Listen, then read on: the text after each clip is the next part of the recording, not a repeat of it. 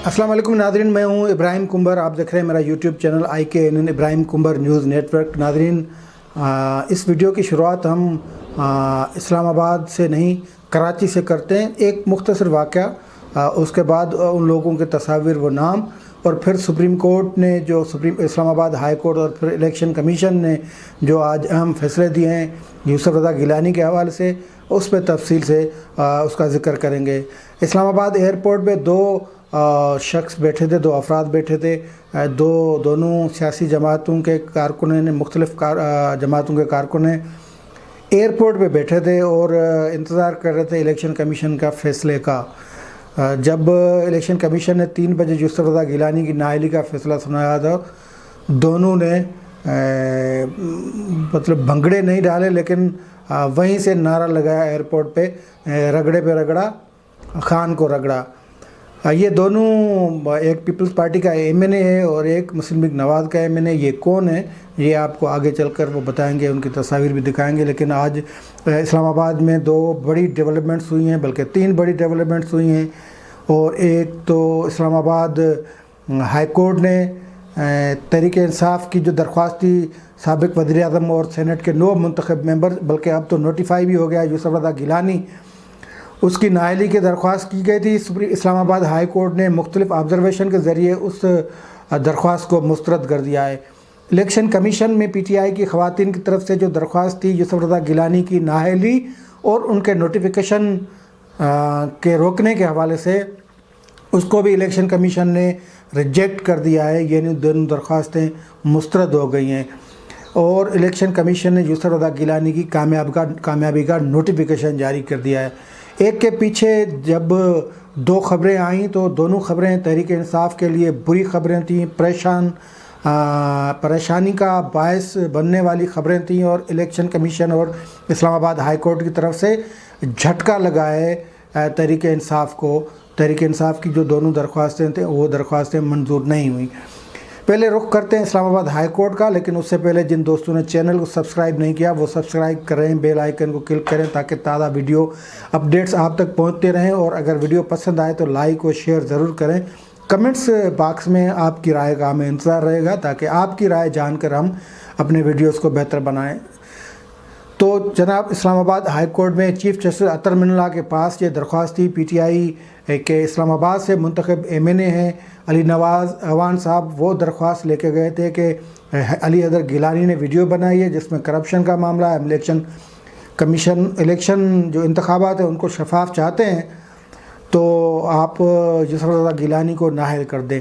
Chief justice अतर मिन्नल्लाह ने यह दरख्वास्त सुनी। उन्होंने मोअज़्ज़ज़ MNA को कहा कि आपको हम कदर की निगाह से देखते हैं, आप बासलाहियत हैं, अहलियत रखते हैं, लेकिन इस तरह के सियासी मामलात नहीं लाए जाएँ। वैसे ये ऑब्जर्वेशन चीफ जस्टिस पहले भी दे चुके हैं कि इस्लामाबाद हाई कोर्ट में सियासी मामलात नहीं लाए जाएँ, बल्कि अदालतों में नहीं लाए जाएँ, क्योंकि अदालतों में वैसे ही साइलिन के बहुत केसेस पड़े हैं। वैसे लाखों की तादाद में निचली अदालतों लेकर सुप्रीम कोर्ट तक लाखों की तादाद में लोगों के केस इल्तवा में पड़े हैं, वो भुगताए नहीं जाते, वो निपटाए नहीं जाते, तो ये सियासी मामलात आ जाते हैं।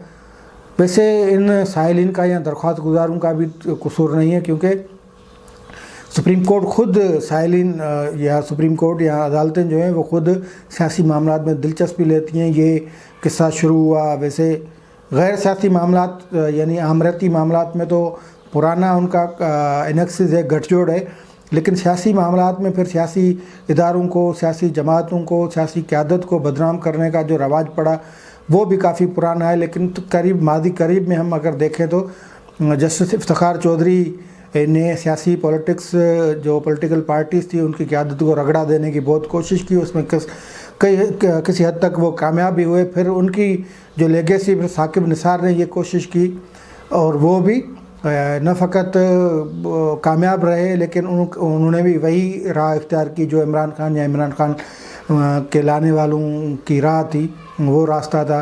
फिर साकिब निसार ने अपने मफादात के लिए, अपना माल बनाने के लिए जो सुप्रीम कोर्ट को इस्तेमाल किया, वो अलग कहानी है।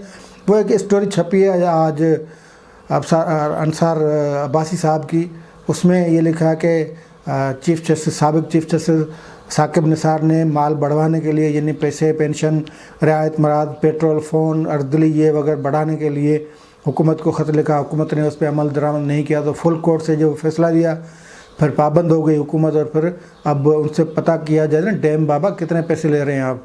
तो ये एक्स्ट्रा जो मफादात और जज को अपने मफाद अजीज नहीं होने चाहिए, ये आलमी उसूल है। खैर, तो इस्लामाबाद हाई कोर्ट में चीफ जस्टिस ने कहा कि ऐसे मामला तो नहीं लिए जाए, पार्लियामेंट में मामला है, आपकी पटिशन एक ही नोयत की इलेक्शन कमीशन में भी है, इलेक्शन कमीशन आपके पास फोरम मौजूद है तो आप उसके पास जाएं, हम इस तरह के मामलात में मुदाखलत नहीं करेंगे। बहरहाल इलेक्शन कमीशन का सबब जान के गिनवा के इस्लामाबाद हाई कोर्ट ने यूसुफ रज़ा गिलानी की नाअहली की जो दरख्वास्त थी वो दरख्वास्त मुस्तरद कर दी और उनके बेटे अली अदर गिलानी की जो साथ में दरख्वास्त थी उस दरख्वास्त को भी मुस्तरद कर दिया।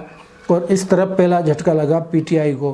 पीटीआई हर फोरम इस्तेमाल करना चाहती है जिसका उसे बुनियादी हक़ है, लेकिन वो हर फोरम आइनी फोरम इस तरह हल करना चाहती है कि उनके ख़िलाफ़ प्रोपेगेंडा भी करती है, उनके ख़िलाफ़ महाज भी बनाती है, उनके ख़िलाफ़ सोशल मीडिया पे अपने बंदे वो भी छोड़ती है और उसके बाद वो पटिशन लेके जाती हैं और इस नीयत से जाते हैं कि हमें वहाँ से वही रिलीफ मिलेगा जो हम चाहेंगे।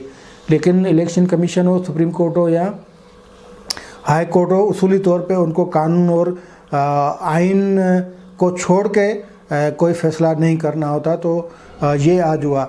अब आ जाते हैं इलेक्शन कमीशन में जो पटिशन थी यूसुफ रज़ा की नाअहली की दरख्वास्त, नाअहली के हवाले से उसमें एक और इस्तदा की गई थी कि यूसुफ रज़ा गिलानी का नोटिफिकेशन जो है वो नोटिफिकेशन न जारी किया जाए। इलेक्शन कमीशन ने आज तवील उस पर समाअत की, बल्कि कल भी की थी और कल इलेक्शन कमीशन ने हुक्म दिया था दरख्वास्त गुजार पार्टी पीटीआई को कि आपके जो बंदे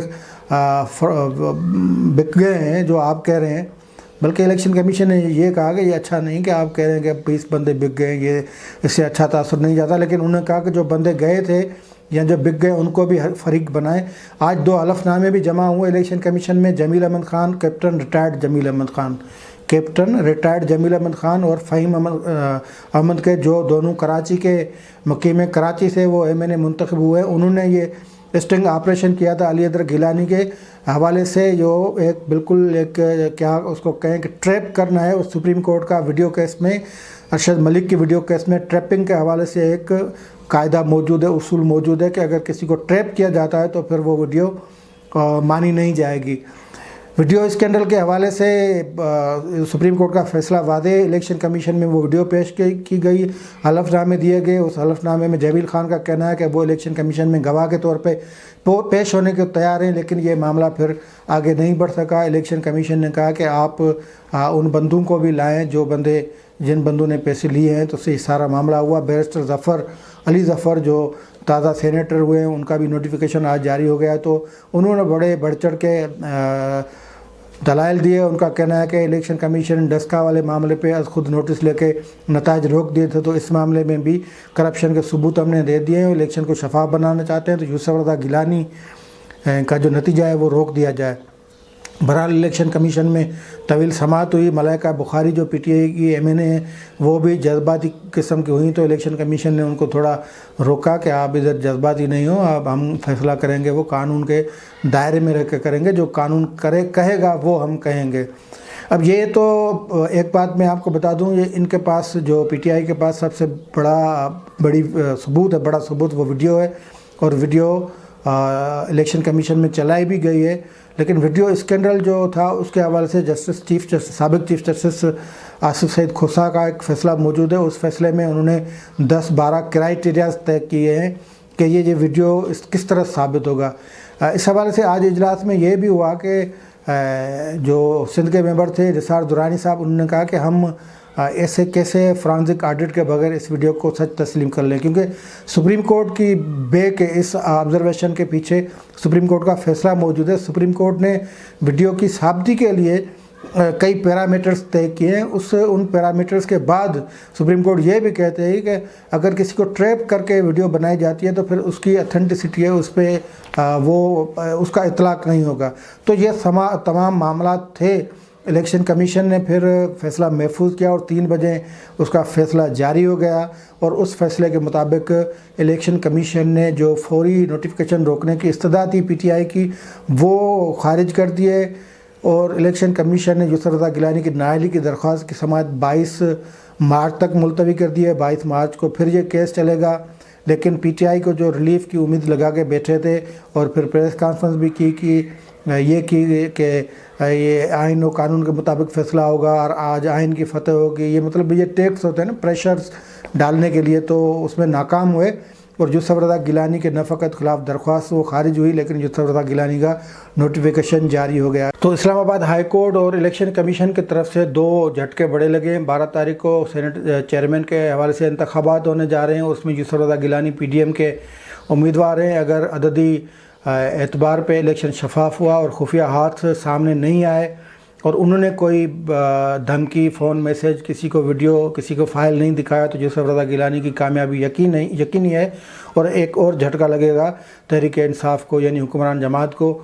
لیکن میں نے جیسے کہ پہلے وعدہ کیا تھا، آپ کو وہ 2 بندوں کے نام اور تصاویر دکھاؤں گا۔ وہ بندے ایئرپورٹ پہ تھے جو یسر رضا گیلانی کے الیکشن کمیشن کے حوالے سے جو فیصلہ آیا تھا اس پہ بھنگڑے ڈال رہے تھے۔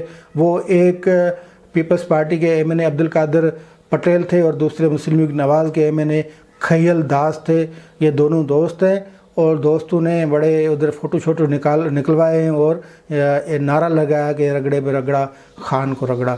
آج کے لیے دیجیے اجازت، اللہ حافظ۔